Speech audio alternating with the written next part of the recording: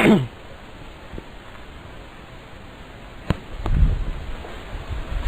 everyone. Today we will start with a new chapter called current electricity. कौन सा chapter पढ़ेंगे आज हम?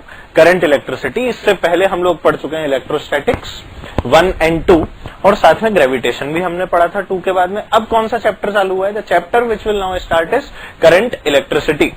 इस चैप्टर में हम किसके बारे में पढ़ेंगे? हम पढ़ेंगे किसके बारे में? करंट के बारे में और इलेक्ट्रिसिटी के बारे में। कि आखिर ये करंट जो है ये और इलेक्ट्रिसिटी, इनके बीच में आखिर क्या ताल्लुकात है, मतलब इनके बीच में आखिर रिश्ता क्या है। तो देखो करंट को जो बेसिकली डिफाइन किया गया, वो डेफिनेशन क्या दी गई करंट की? That I which is the symbol for current equals to D Q by D T, where Q is the charge. मतलब कि D Q by D T का क्या मतलब हुआ? Rate of flow of charge. Rate of flow, जब भी मैं rate की बात करता हूं तो क्या मैं टाइम के रिस्पेक्ट में करता हूं? Which means that I equals to D Q by D T is the current. तो करंट की डेफिनेशन क्या आई मेरे पास में? I equals to D Q by D T. ठीक है, so I can say that it is the rate of flow of charge. ठीक है, rate of flow of charge is called current. मैं इसे और क्या बोल सकता हूं? व्हाट आई कैन से is it is basically energy जो ट्रांसफर हो रही है उसकी रफ्तार। ठीक है, तो इसको इस तरह से भी समझा जा सकता है that current is the transfer of energy. Current is the transfer of energy from one point two another. ठीक है, और ये ट्रांसफर जो है उस ट्रांसफर को किससे डिफाइन किया गया? चार्ज से, और चार्ज के फ्लो करने की रेट से। मतलब कि the rate of flow of charge is known as current. ठीक है, अब ये करंट जो है आखिर ये क्वांटिटी कैसी है? करंट जो है आखिर ये क्वांटिटी कैसी है? तो करंट को बचपन में हम लोग जो बोला करते थे, क्या बोलते थे? That is it is a scalar quantity. कैसी क्वांटिटी बोलते थे? Scalar quantity. पर करंट जो है बेसिकली जो क्वांटिटी होती है ये होती है एक टेंसर क्वांटिटी। कौन सी क्वांटिटी होती है? ये एक टेंसर क्वांटिटी। टेंसर क्वांटिटीज वो होती हैं जो कि वेक्टर लॉज को फॉलो नहीं करती। क्या नहीं करती? They do not follow the vector laws, but उनके पास में क्या होता है? एक मैग्नीट्यूड होता है और एक डायरेक्शन भी होती है। But these does not follow what? These does not follow the vector laws. ठीक है, तो tensor quantities they have magnitude and direction but do not follow vector laws. तो करंट के लिए एक नई कैटेगरी डिफाइन की गई विच इज टेंसर क्वांटिटी। ठीक है, इधर देखो यार, जैसे मान लो फॉर एग्जांपल मेरे से कोई बोले कि ये यहां से 5 एम्पियर का करंट था, यहां पर ये आया 2 एम्पियर, तो यहां पर कितना आएगा? तो मैं डायरेक्टली बोल सकता हूं कि यहां पर 3 एम्पियर आएगा। अब यार ये जो डायरेक्शन है ये तो डिफाइंड है ना, और डायरेक्शन भी है और इसके पास मैग्नीट्यूड भी है। पर क्या ये current vector laws of addition को फॉलो कर रहा है? नहीं कर रहा। मतलब कि इसके अंदर जो भी वेक्टर लॉज हमने पढ़े थे एडिशन के, कौन कौन से वेक्टर लॉज पढ़े थे हमने? ट्राइंगल लॉ पढ़ा था, पॉलीगन लॉ पढ़ा था, पैरेललोग्राम लॉ पढ़ा था, और भी कई लॉज पढ़े थे। ठीक है, और फिर हमने एक एनालिटिकल रिजल्ट भी पढ़ा था। तो ये सभी लॉज यहाँ पे मैं अप्लाई नहीं कर सकता, और इसीलिए हम क्या बोलते हैं? करंट कैसी क्वांटिटी है? एक टेंसर क्वांटिटी। अब अगर मैं करंट की यूनिट की बात करूं, किसकी बात करूं? यूनिट की। तो यहां पर यूनिट मुझे क्या दिखती है? Charge is coulomb and time is second, so the unit becomes coulomb per second. और इसकी एसआई यूनिट क्या डिफाइन की गई? इसकी एसआई यूनिट जो डिफाइन की गई, it is known as ampere, named by a scientist. ठीक है, तो मिस्टर एम्पियर के नाम पे इसकी यूनिट को नाम दिया गया एज एम्पियर। तो इसकी ये कौन सी यूनिट आ गई? This is the SI unit. ठीक है, कूलम पर सेकंड और एम्पियर। ठीक, अब देखो करंट की बात की गई कि current is D Q by D T, तो ये तो इंस्टेंटेनियस है। ये कैसा है? इंस्टेंटेनियस। सिमिलरली एवरेज भी हो सकता है। तो आई एवरेज की अगर बात की जाए, ठीक है, तो आई एवरेज मेरे पास में क्या आ जाएगा? What I will get is delta Q upon delta T. तो इस तरह से मैंने क्या डिफाइन किया? करंट की एवरेज वैल्यू को। ठीक है, अब इस पे बेस्ड अगर एक सवाल देख लिया जाए तो चीजें ज्यादा क्लियर हो जाएंगी। चलो देखो एक सवाल देखते हैं।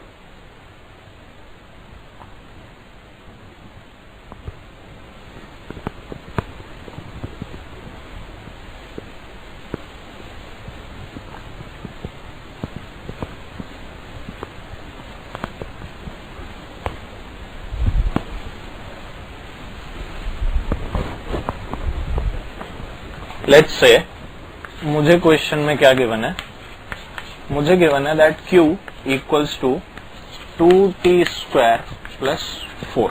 मुझे गिवन है the value of Q as 2t² plus 4। अब ये जो 2t² प्लस 4 गिवन है और फिर मुझे क्या बोला गया, फाइंड I एवरेज 0 से 2 सेकेंड्स के लिए, और फिर बोला गया I instantaneous at 4 seconds. Instantaneous है मतलब कि एट दैट इंस्टेंट निकाला जाएगा, ठीक है। तो मुझे बोला गया I एवरेज फाइंड करने को और साथ ही बोला गया I इंस्टेंटेनियस फाउंड करने को।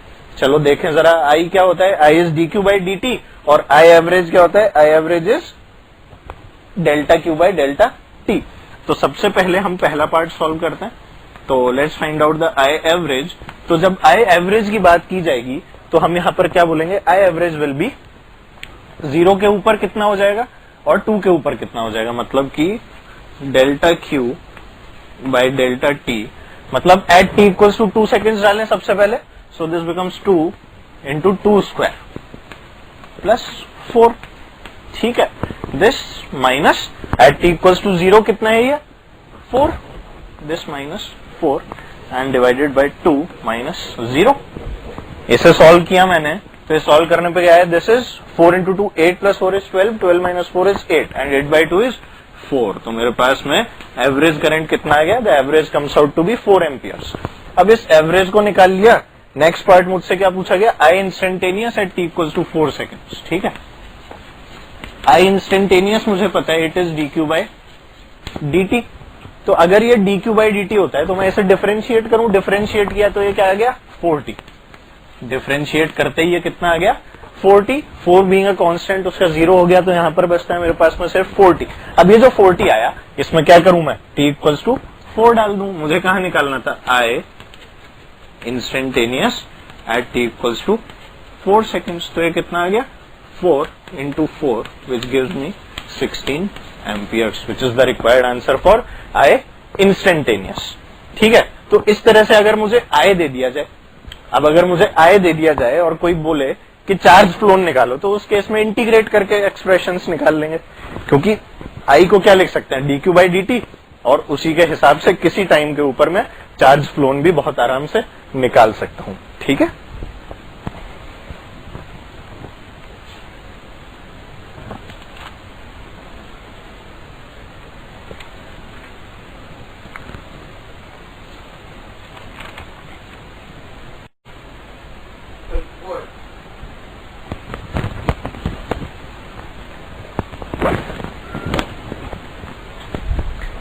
देखो हम लोग डिफाइन कर चुके हैं that I equals to dq by dt, और उस पे बेस्ड हमने I एवरेज और I इंस्टेंटेनियस की बात की थी। हमने देखा था कि किस तरह से करंट में और चार्ज में रिलेशन है, और उसी रिलेशन को आगे बढ़ाते हुए अब हम ये जानते हैं कि आखिर करंट जो है उसका फ्लो आया किस तरह से। करंट को जो हम बोलते हैं कि flow of charge is called current, तो आखिर वो चार्ज क्या है और करंट जो है वो आया किस तरह से। तो देखो जब एक इलेक्ट्रोस्टैटिक्स में मैं क्या पढ़ चुका हूं, I have already studied in electrostatics that जब एक आइसोलेटेड कंडक्टर जिसपे एक इलेक्ट्रिक फील्ड लगाई जाती है एक्सटर्नल, तो इस फील्ड में रखा हुआ होता है एक आइसोलेटेड कंडक्टर, एक एक्सटर्नल इलेक्ट्रिक फील्ड के इन्फ्लुएंस में रखा हुआ है। इस केस में जो चार्जेस होते हैं कंडक्टर के, they arrange themselves in such a fashion that the net electric field inside the conductor is always 0। और होता क्या है, देखो ये तो एक्सटर्नल, और एक इंड्यूस्ड इलेक्ट्रिक फील्ड आती है। क्यों, क्योंकि पॉजिटिव चार्जेस यहां एक्यूमुलेट हो जाते हैं और negative charges they accumulate at this point, और इसलिए क्या होता है एक इंड्यूस्ड इलेक्ट्रिक फील्ड आती है from positive to negative, which cancels out the effect of this external electric field. तो इसलिए हमने यहां पर क्या बोला that the E net is 0। So the negative accumulation is here, the negative charges, and the positive charges they accumulate here. Actually ये charge positive नहीं है, this is the deficiency of electrons which is here, ठीक है ना, ये electrons की deficiency. अब ऐसा मान लो कि मैं इस सर्किट में एक तार जोड़ दूं, क्या जोड़ दूं, एक तार जोड़ दूं, तो देखो ये पहले तो फ्लो नहीं कर सकता था, पर अब क्या इसको फ्लो करने का रास्ता मिल गया, बिल्कुल। और वो जो रास्ता मिला उस रास्ते में मैंने क्या किया, एक पोटेंशियल का सोर्स भी लगा दिया विच इज द बैटरी, ठीक है।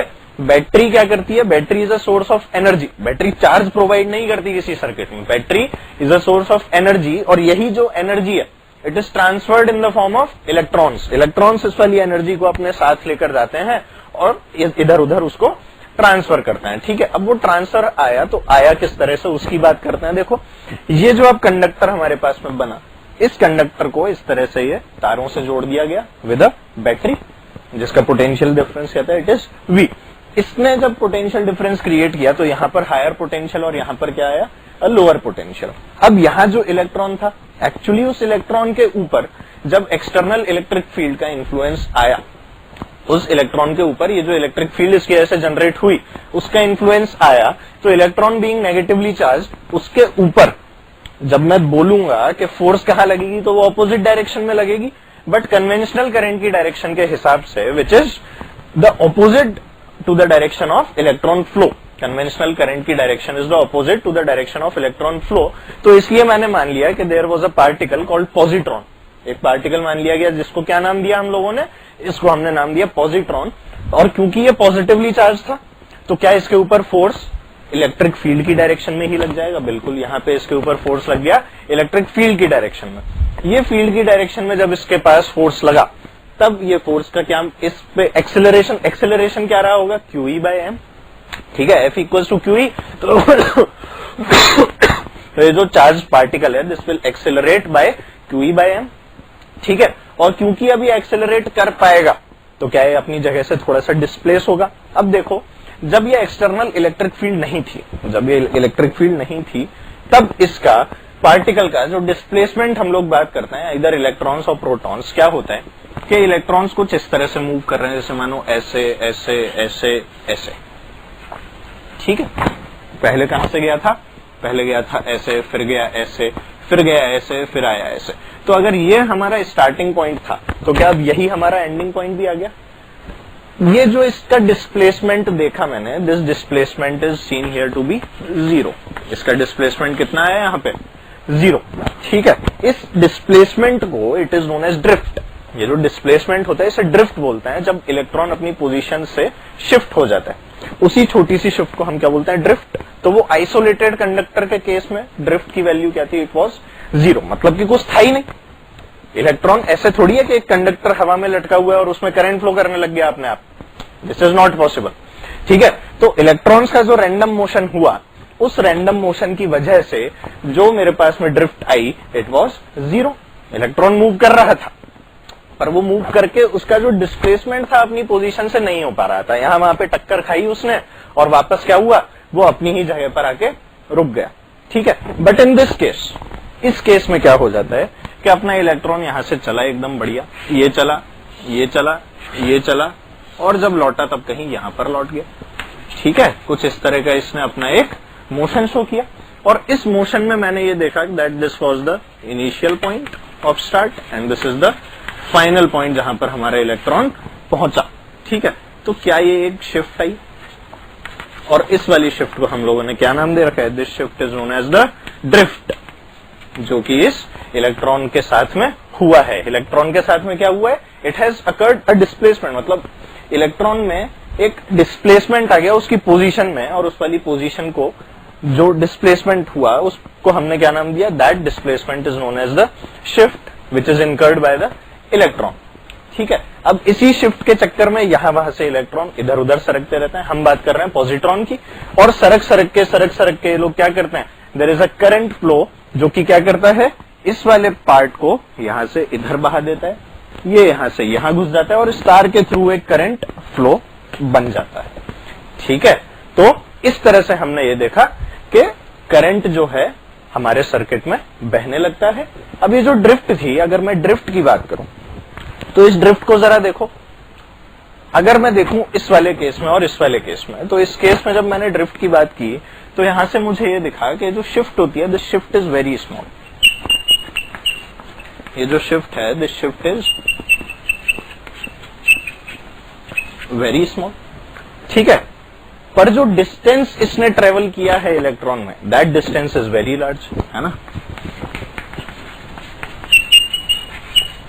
डिस्टेंस जो ट्रेवल किया, that distance is very large. ठीक है, तो मैं ये बोल सकता हूं यहां say that the average velocity जो आएगी, क्या वो डिस्प्लेसमेंट के ऊपर बेस्ड है? बिल्कुल। तो इसकी एवरेज वेलोसिटी क्या मैं बोलूंगा कि बहुत कम है? बिल्कुल है, क्योंकि शिफ्ट बहुत छोटी है, और क्योंकि शिफ्ट बहुत कम है तो इस केस में जो हमारे पास एवरेज वेलोसिटी आती है इट इज वेरी स्मॉल।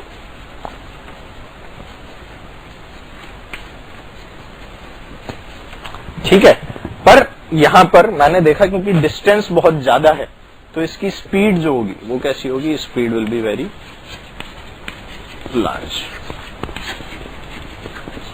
ठीक है, जहां एवरेज वेलोसिटी इसकी बहुत छोटी है वहीं इसकी जो स्पीड है वो बहुत लार्ज है।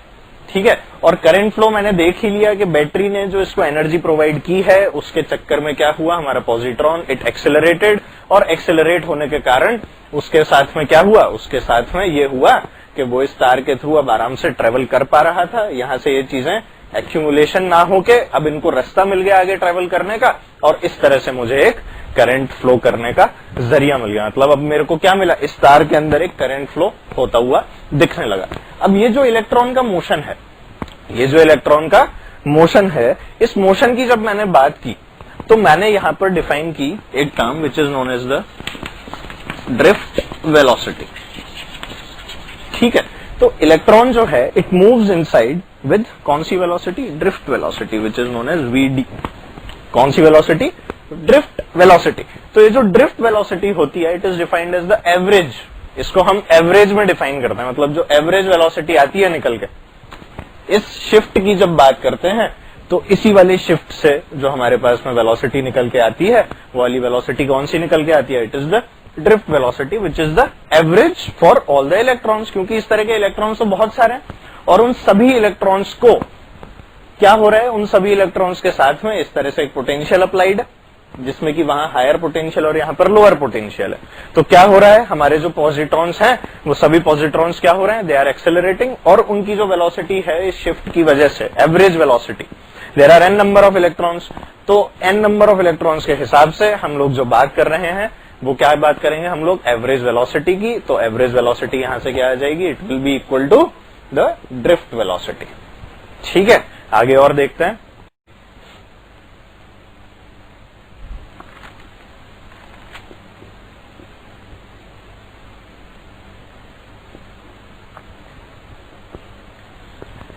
चलो देखो, हम लोग ये वाली चीज देख चुके हैं कि किस तरह से करंट का फ्लो होता है, कन्वेंशनल करंट की डायरेक्शन क्या होती है, किस तरह से हमने एक इलेक्ट्रॉन की जगह एक पॉजिट्रॉन माना और उसके फ्लो को कराकर हमने ये चीज देखी कि किस तरह से हमारे करंट का फ्लो आता है।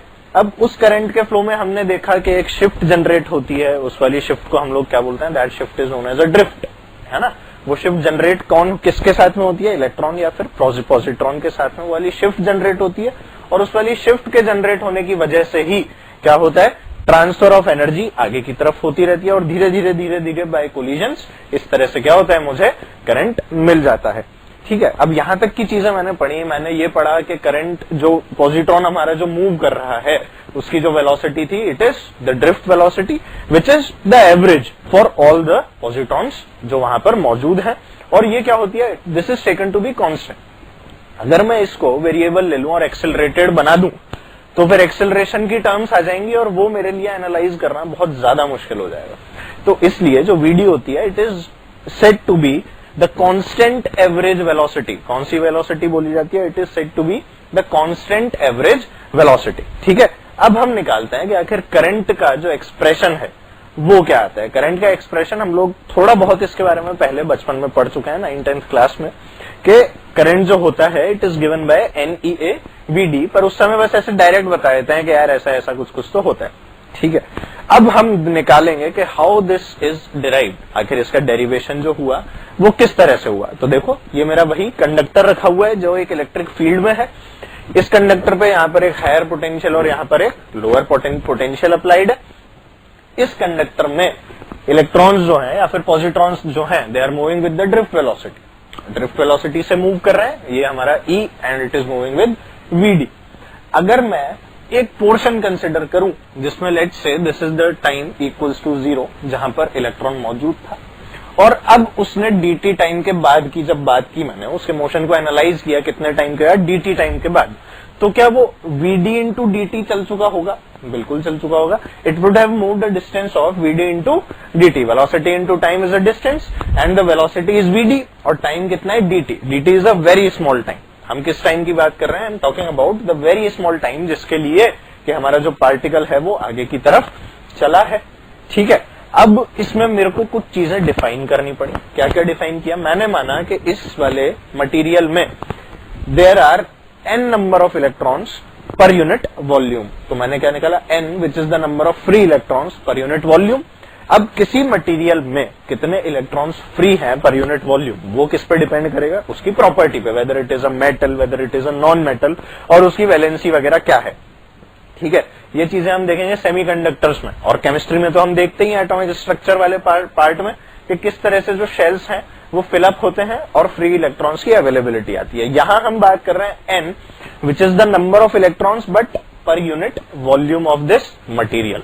ठीक है, पर यूनिट वॉल्यूम की बात की जा रही है। So this is now vddt, जो इससे डिस्टेंस चला, और कितना एरिया ऑफ क्रॉस सेक्शन ये क्रॉस कर रहा है? This is area A. इस वाले रीजन को क्रॉस कर रहे होंगे जो भी इलेक्ट्रॉन्स होंगे, तो इस रीजन से क्रॉस होने वाले इलेक्ट्रॉन्स क्या पूरे टाइम इस कंडक्टर में इसी एरिया को बार बार क्रॉस किए जा रहे हैं?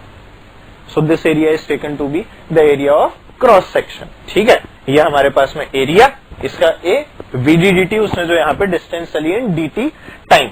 तो अब अगर मैं इसका छोटा सा वॉल्यूम लिखना चाहूं, इस वाले पोर्शन का, इस पोर्शन का अगर मैं अब छोटा सा वॉल्यूम लिखना चाहूं, तो क्या मैं उसको लिखूंगा that the dv which is the small volume will be equal to a into vddt। मैंने क्या किया? एरिया को इस वाली डिस्टेंस से मल्टीप्लाई कर दिया, मुझे इस रीजन का क्या मिल गया? I found the volume of this region. ठीक है, तो a vddt करने से मुझे क्या मिला? वो वाला छोटा सा वॉल्यूम जो कि इस रीजन में कवर हुआ। अब देखो वॉल्यूम मैंने निकाल लिया। अब इस तरह के जो फ्री चार्जेस हैं, मतलब कि जो फ्री मेरे पास में इलेक्ट्रॉन्स पड़े हुए हैं, अगर मैं उनको निकालना चाहूंगा तो n मेरे को पता है, n is the number of free electrons per unit volume. तो अगर मैं n को इस dv से मल्टीप्लाई कर दूं तो क्या मेरे पास में नंबर ऑफ फ्री चार्जेस आ जाएंगे? बिल्कुल, और वही चीज आ गई। The number of free charges is NaVd dt, where n is the number of free electrons per unit volume. तो यहां से ये आ गया। अब देखो, अब अगर मैं बोलूं कि एक इलेक्ट्रॉन के पास में चार्ज कितना होता है? An electron has a charge E, और उस E की वैल्यू क्या होती है? E की value is 1.6 into 10 raised to the power minus 19 coulomb. ठीक है, ये क्या होता है? इलेक्ट्रॉन के पास में जो चार्ज होता है। तो अब अगर मैं बोलूं कि दो चार्ज क्रॉस होगा, कितना चार्ज क्रॉस होगा, तो मैं dq लिखूंगा, छोटा वॉल्यूम छोटा टाइम, और अब क्या आ गया? छोटा सा चार्ज। तो क्या इसमें अब मेरे को E मल्टीप्लाई करना पड़ेगा? बिल्कुल, क्योंकि इस तरह के कितने इलेक्ट्रॉन्स? n पर यूनिट वॉल्यूम। यहां से मैंने चार्ज फ्री चार्जेस निकाल लिए, तो इससे मुझे क्या मिल जाएगा? नंबर ऑफ फ्री चार्जेस जो कि इलेक्ट्रॉन्स है, और फिर वो कितने क्रॉस किए, कितने क्रॉस किए, तो उसके लिए क्या आएगा? Charge cross which is dq equals to NeaVd dt। ठीक है, अब मैं क्या जानता हूं कि I क्या होता है? dq by dt।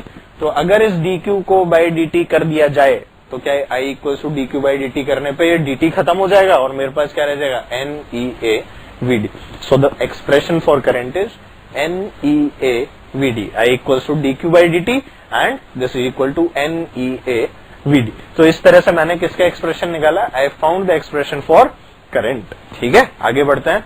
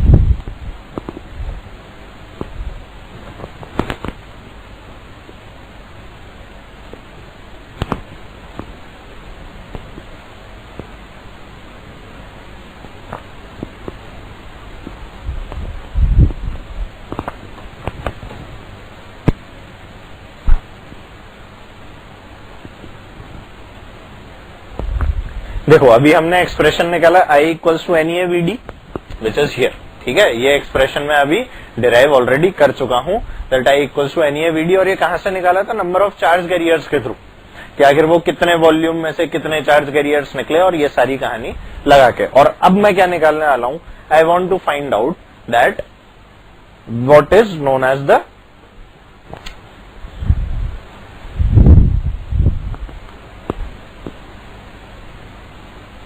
उड़ाओ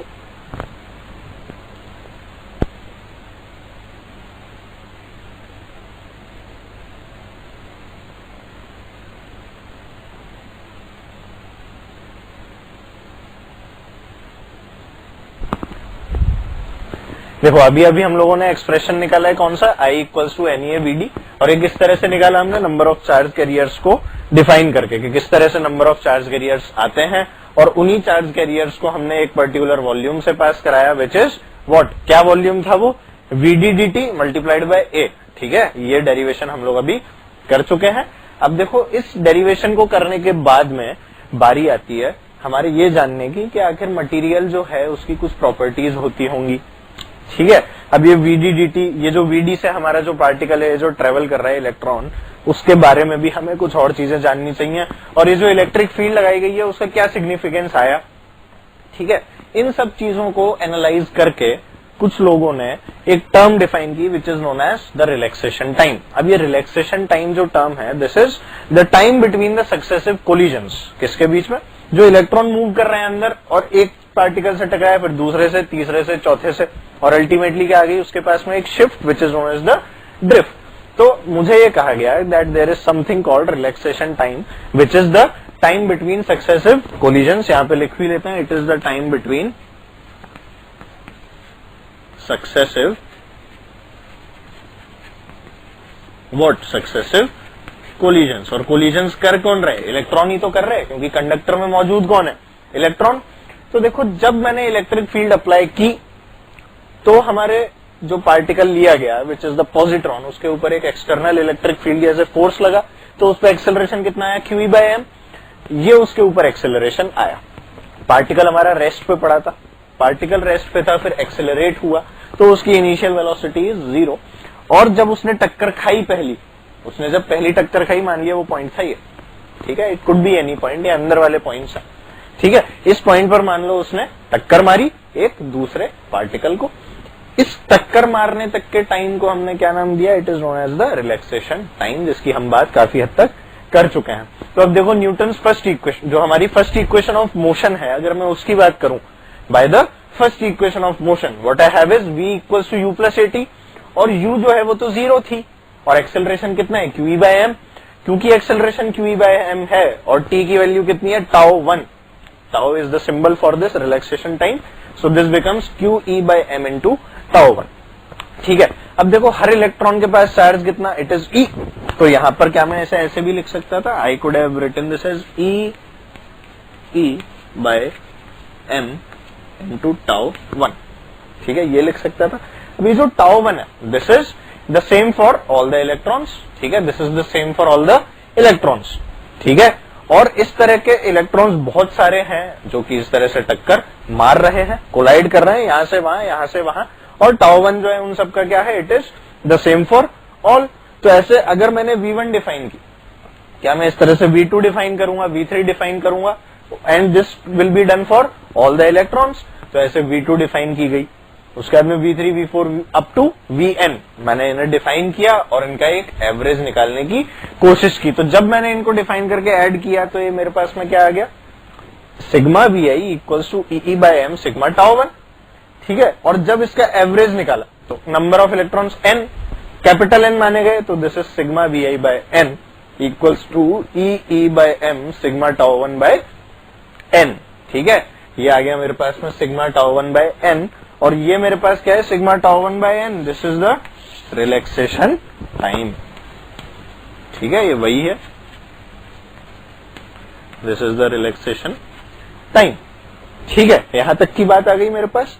अब ये जो सिग्मा Vi/n है, क्या ये एवरेज है, ये एवरेज तो है ही, और साथ में मुझे ये भी पता था कि ये क्या होती है, it is taken to be constant. तो ये क्या आ गई मेरे पास में, sigma Vi/n is the drift velocity, और ये आ गई vd which is equal to e by m into tau, where tau is the relaxation time. ठीक है, tau क्या है इसमें, tau is the relaxation time. अब आगे देखते हैं, ये vd आ गई e by m into tau. ये फिर से एक बहुत इंपॉर्टेंट एक्सप्रेशन जो मुझे पता होना चाहिए, मतलब conceptual clarity is much more important. ठीक है, तो vd आ गया e by m into tau.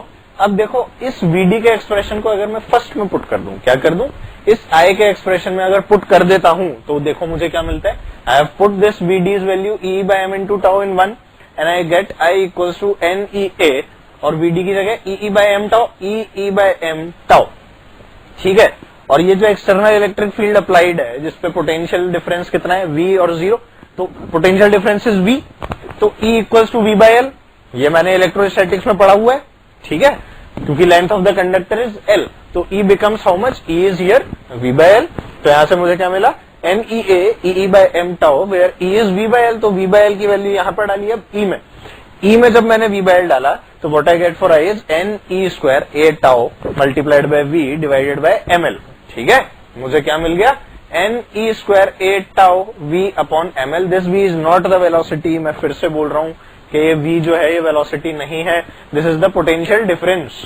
ये क्या है, ये इस पॉइंट का पोटेंशियल, ये यहाँ का पोटेंशियल. ये क्या है, ये हायर पोटेंशियल पे और ये लोअर पोटेंशियल पे. ठीक है, तो यहां से v जो है this is the potential difference. ठीक है, ये v जो है this is known as the potential difference. ये आ गया. अब इसको मैंने ध्यान से देखा, और जब मैं इस वाले पार्ट को इधर उछाल के ले गया, मैं इस वाले पार्ट को इधर उछाल के ले गया और मैंने v में एक्सप्रेशन लिखना चाहा, तो मुझे दिखा कि जो एक्सप्रेशन आया वो था v equals to ml upon NE square a tau multiplied by I. ठीक है, और जब मैंने इस एक्सप्रेशन में देखा कि m is constant, l is not changing, n is constant, E square again charge which is constant, a area of cross section constant है ही. ठीक है, एरिया ऑफ क्रॉस सेक्शन क्या था, ये this is the area of cross section हमारे इस material का, ये जो कंडक्टर लिया गया. ठीक है, ये हमेशा क्या है, this is taken to be constant. तो NE स्क्वायर a और tau रिलैक्सेशन टाइम, ये भी मैं एवरेज कर चुका हूं, तो ये भी कांस्टेंट. तो मैंने देखा कि v equals to I multiplied by some constant, या मैं ऐसा बोल सकता हूं v upon I equals to constant. मैंने कहा इसको देख के कि यार ये तो नई चीज आ गई, और ये क्या है, v upon I equals to constant which and this constant is known as R, which is the resistance of the material. और ऐसा तो मैंने बचपन में पढ़ा है by the name of Ohm's law. और बचपन में मैं क्या करता था, directly V equals to IR. और यहाँ पर मुझे क्या करना पड़ गया, पूरा का पूरा एक डेरिवेशन. किसको डिराइव कर किया है यहाँ पे मैंने, I have derived the Ohm's law. ये क्या कहलाता है, this is known as the Ohm's law, which says that V upon I equals to a constant which is known as R, and this R is the resistance of the material. This R is the resistance of the material. अब इस R के बारे में थोड़ी सी बात की जाए तो देखो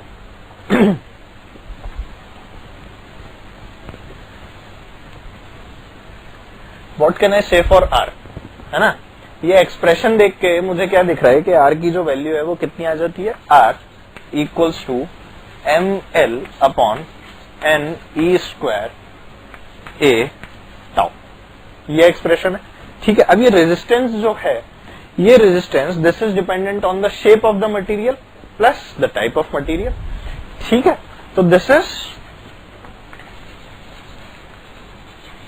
a property which is dependent on the shape and size of the material. ठीक है, तो इसमें अगर मैं शेप और साइज की बात करूं तो L और A can be change for a material. पर क्या ये बाकी की जो चीजें हैं, मतलब कि मैं ऐसे लिख दूं, जरा देखें, M upon NE square tau into L upon A. तो क्या मुझे ये बाकी की जो चीजें हैं ये सब एज अ कांस्टेंट ट्रीट करनी चाहिए? बिल्कुल करनी चाहिए. And this constant is known as rho which is the resistivity. ये क्या कहलाती है, this is known as the resistivity of a material. ये क्या कहलाएगी, this is known as the resistivity of a material. तो यहां से R की वैल्यू मेरे पास क्या आ जाती है, therefore R becomes rho L by A, इसीलिए आर क्या हो जाता है, R becomes rho L by A, where rho is the resistivity of a material. ठीक है, अब देखो एक चीज और, अगर 1/r आपसे कोई पूछे कि 1/r क्या होता है, तो 1/r is known as the conductance. ठीक है,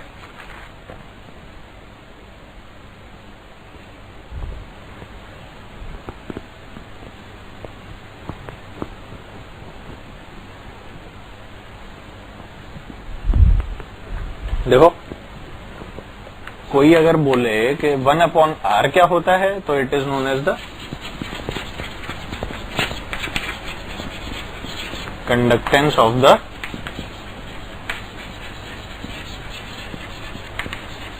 मटीरियल। ठीक है, अच्छा इस आर की जो यूनिट है it is known as ohm. R की यूनिट जो है इट इज ओम। क्या बोलते हैं इसे, ओम। ठीक है, सिमिलरली जो कंडक्टेंस की यूनिट है, कंडक्टेंस की यूनिट क्या होगी, 1/r। तो क्योंकि ये 1/r है, इसको रिप्रेजेंट किया जाता है जी से। किससे रिप्रेजेंट करते हैं इसे, वी रिप्रेजेंट कंडक्टेंस बाय जी। तो जी की यूनिट होती है इट इज उल्टा ओम, मतलब कि महो या फिर मो। ठीक है, मजाक मजाक में महो आप बोल सकते हैं, पर in reality this is known as mho. ठीक है, R is ohm, G is mho. ठीक है, और रो क्या था, this is the resistivity of a material which is a constant. ठीक है, इस तरह से मैंने ये सारी चीजें चेक कर ली। अब ये जो रो होता है दिस इज टेम्परेचर डिपेंडेंट। किस पे डिपेंड करता है rho, rho depends on the temperature. ठीक है,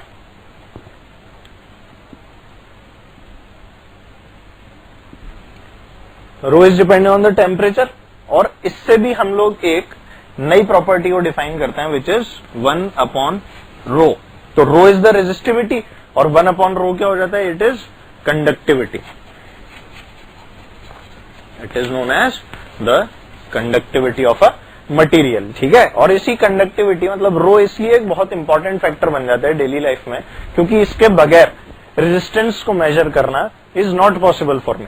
ठीक है, जब तक मुझे रो की जानकारी नहीं होगी तब तक मैं रेजिस्टेंस को मेजर नहीं कर पाऊंगा, और इसलिए जो मेरा मटेरियल है उसका रो पता होना is very important for me. अच्छा, इस रो की यूनिट क्या होती होगी जरा देखें। आर तो हो गया रेजिस्टेंस, एल हो गया मीटर, ए हो गया मीटर स्क्वायर। तो ये क्या हो गया, मीटर से मीटर स्क्वायर मतलब मीटर अपॉन मीटर स्क्वायर। तो ये एम से एम एक खत्म हो गया, तो यहां पर क्या मेरे पास ओम मीटर्स की यूनिट आ गई। ठीक है, तो अगर मैं रो की यूनिट की बात करूं, रो की यूनिट क्या होती है, इट इज ओम मीटर। ठीक है, ओम मीटर किसकी यूनिट आई, रो की। चलो आगे देखते हैं।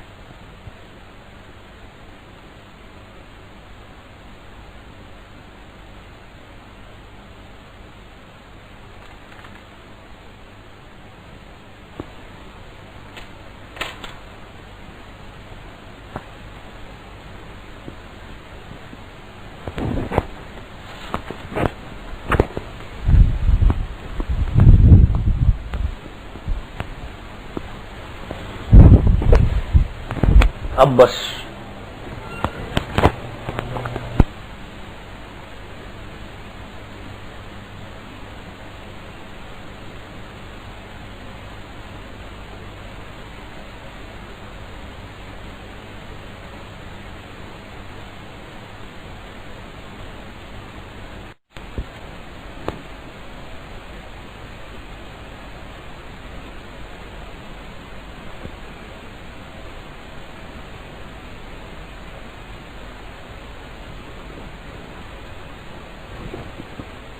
हेलो,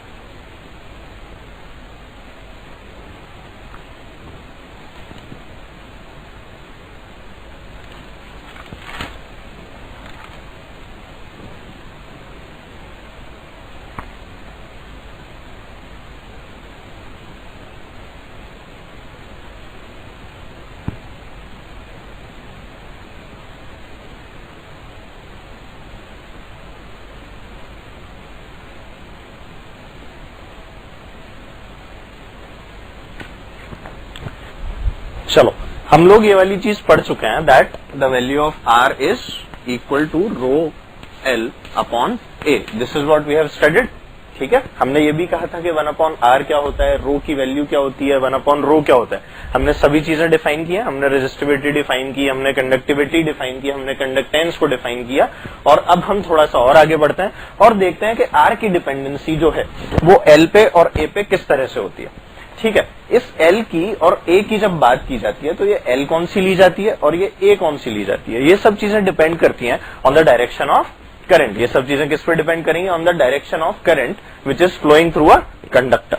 ठीक है, तो देखो for a material R can be different, R can be different for different directions of the flow of current. मतलब कि जो हमारे आर की वैल्यू आएगी वो एक ही मटेरियल में अलग अलग आ सकती है, क्योंकि उस एक ही मटेरियल में क्या करंट की डायरेक्शन अलग अलग हो सकती है।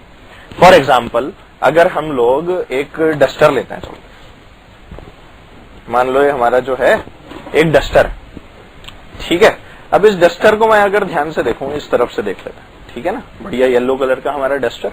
इस डस्टर को जब ध्यान से देखा गया तो देखो अगर करंट इसमें यहां से घुसेगा, ये घुसा घुसा घुसा और यहां से निकला, तो क्या लेंथ जो वो ट्रेवल कर रहा है वो अलग हो गई। मैं कंडक्टर की लेंथ क्या ये लूंगा और एरिया ऑफ क्रॉस सेक्शन क्या ये वाले पोर्शन का एरिया होगा। सिमिलरली अगर करंट यहां से घुसेगा तो क्या लेंथ उसकी इतनी सी हो जाएगी, पर क्या एरिया ऑफ क्रॉस सेक्शन इस बार ये हो जाएगा, तो क्या वापस से आर की जो वैल्यू है वो चेंज हो जाएगी। ठीक है, और ऊपर से अगर घुसा, अगर करंट ऊपर से इस तरह से घुसा तो क्या हो जाएगा, ये तो लेंथ हो गई और एरिया कौन सा हो गया, ये जिसके ऊपर ये बढ़िया सा मिस्टर गोविंद लिखा हुआ है, ये वाला पोर्शन उसका एरिया और ये उसकी क्या हो गई इस बार, this is the length of the conductor. तो इस तरह से हमने बात की कि किस तरह से आर अपनी वैल्यू जो है it changes with the direction of flow of current, जिससे कि मुझे क्या पता लगता है, लेंथ और उसका एरिया। तो फॉर एग्जांपल अगर मैं इसकी बात करूं, ये क्या है, एक फिगर है which is known as a cuboid मान लो। ठीक है, ए बी और सी इसकी अलग अलग साइड्स हैं एकदम बढ़िया, और मुझसे अब बोला गया कि यार ये जो फिगर है इसमें 3 डायरेक्शंस ऑफ करंट हैं। अब वो करंट की डायरेक्शंस देखें जरा क्या क्या दी है। करंट की डायरेक्शन एक बार तो दी कुछ इस तरह से और ये करंट यहां से निकल गया बाहर, let's say this is I1। ठीक है, ये हमारा I1 था। सिमिलरली एक बार कहा गया कि करंट घुसा यहां से, let's call this as I2 और निकल गया यहां से बाहर, ये भी I2। ठीक है, और सिमिलरली एक बार जो करंट था वो घुसा इसके अंदर कुछ इस तरह से अंदर की ओर। ठीक है, तो यहां पर this current let's say this is I3। तो मेरे पास में 3 डायरेक्शंस ऑफ करंट हैं।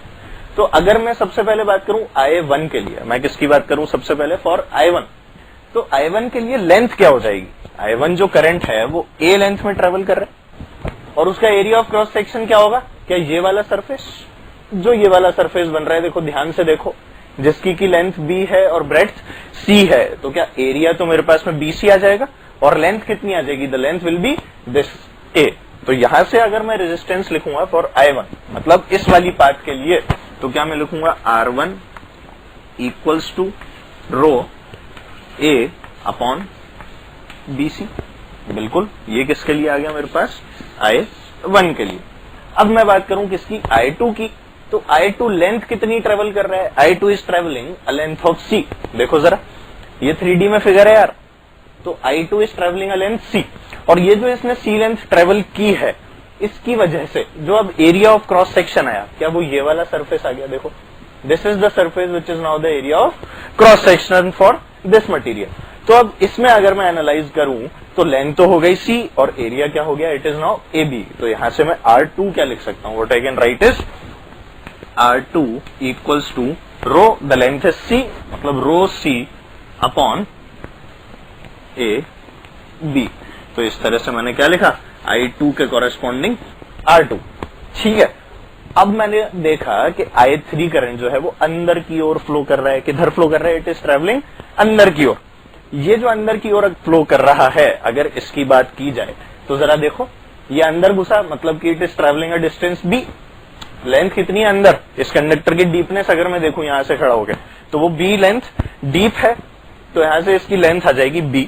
और जो एरिया ऑफ क्रॉस सेक्शन है, एरिया ऑफ क्रॉस सेक्शन क्या है, ये वाला, this is the area of cross section. So this length is A and this length is how much, this is C। तो अब अगर यहां पे मैं किसकी बात करूं, if I talk about R3, तो R3 जो होगा वो कितना आ जाएगा, rho, the length is B, मतलब कि rho B upon A C which is the area of cross section. ठीक है, तो इस तरह से मैंने किसको डिफाइन कर दिया, R3 को भी डिफाइन कर दिया।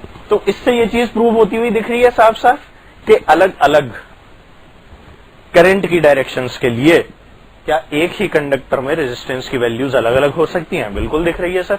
तो उसी वाली बात को मैंने यहां से जज किया और यहां से ये बात पता लगा ली कि किस तरह से for a material R can be different for different directions of the flow of current. मतलब कि जब मैं एल रखूंगा, जब मैं एल की वैल्यू रखूंगा तो मुझे ये देखना जरूरी है कि आखिर करंट किस डायरेक्शन में फ्लो कर रहा है। जो करंट के फ्लो की डायरेक्शन होगी और जितनी लेंथ उसमें करंट चलेगा, सिर्फ उसको एल रखना है और एरिया ऑफ क्रॉस सेक्शन उसके अकॉर्डिंग मुझे चेक करना है, जैसे अभी मैंने इस वाले फिगर में इसको चेक किया है। ठीक है, और इसका थोड़ा सा एनालिसिस करते हैं, आगे बढ़ते हैं।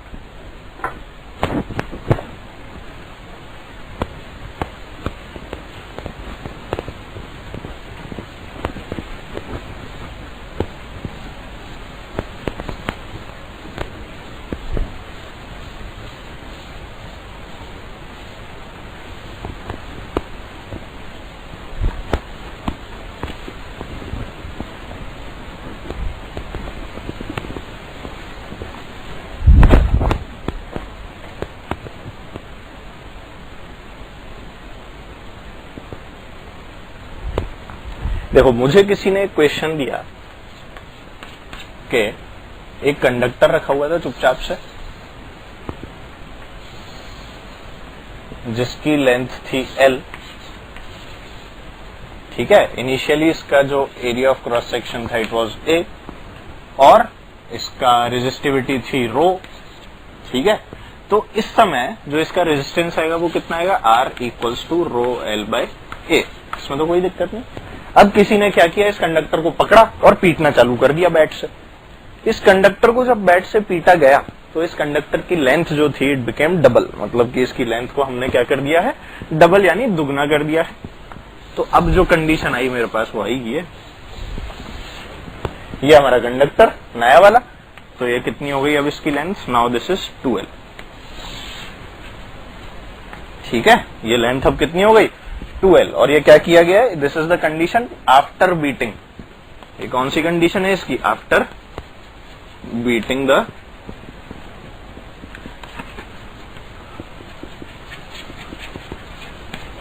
कंडक्टर। तो इस कंडक्टर को पीटा बेचारे को बहुत बुरी तरह से, और पीट कर क्या कर दिया, L से इसकी लेंथ कितनी कर दी गई है, इट इज नाउ 2L।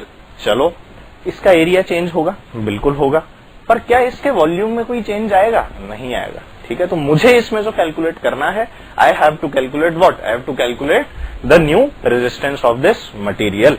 ठीक है, रेजिस्टिविटी डज नॉट चेंज।